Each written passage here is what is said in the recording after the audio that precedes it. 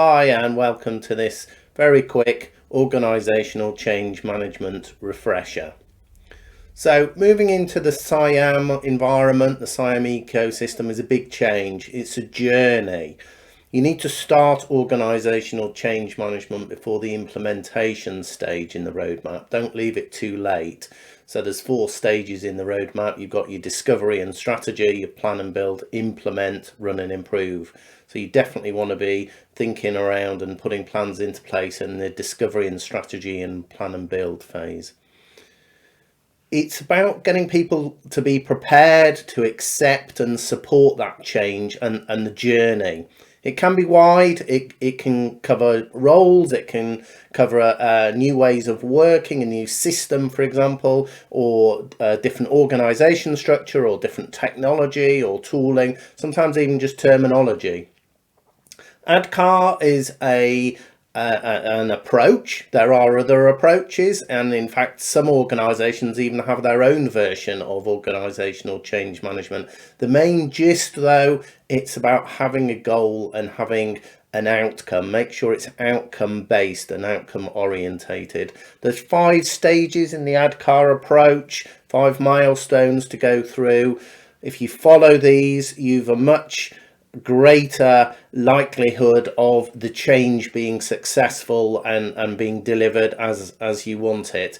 The ADKAR approach, it's abbreviated to awareness, desire, knowledge, ability and reinforcement.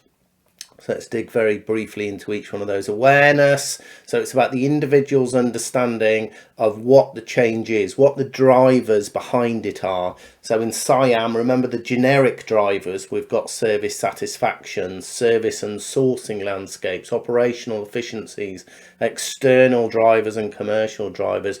It brings about the understanding of the person, of the individual or group of people as to how that change will impact them and what the benefits are and why it's needed, but also being clear on what the risks are, both for and against of doing that change. The desire part, okay, now this is crunch time. It's the decision point at which you want people to support the change, confirmation of what they get out of it, what's the benefit to them, what's in it for them, takes into account their situation and their motivation. The knowledge piece, so this is the how-to stage. This is about making it happen.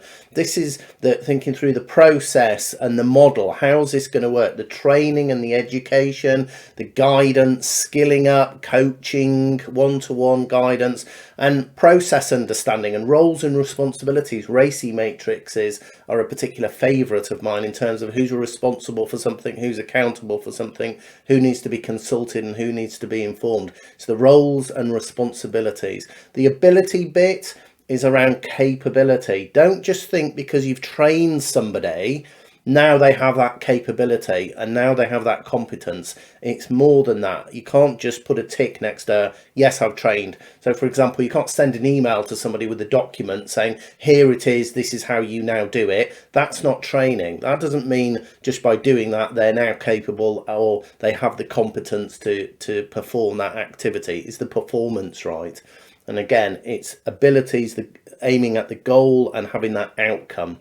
The reinforcement element, that's about embedding this new change, embedding that change, making sure it's fully adopted and it's working, avoiding that flow back to the old ways of, well, this is how we used to do it.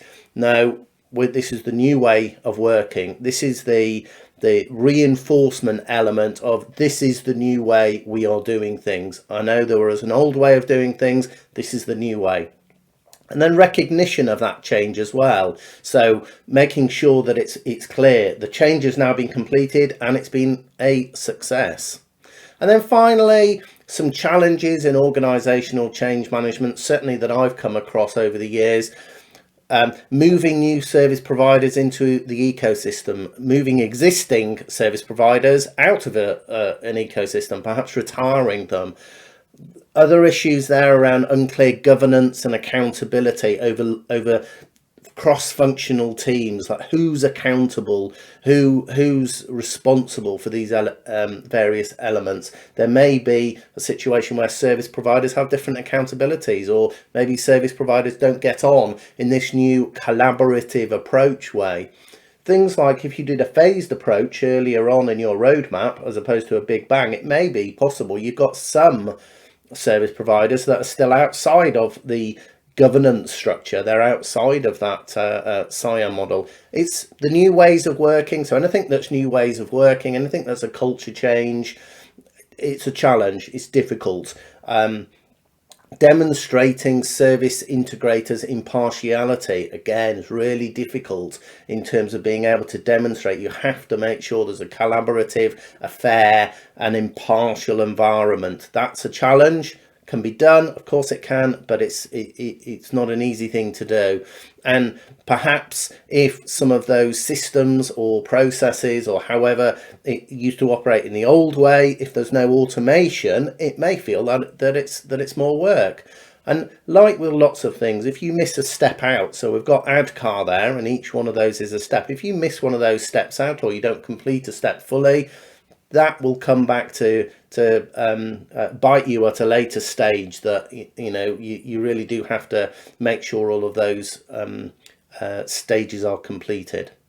Thank you very much. That's it. It's just a very quick overview of the OCM.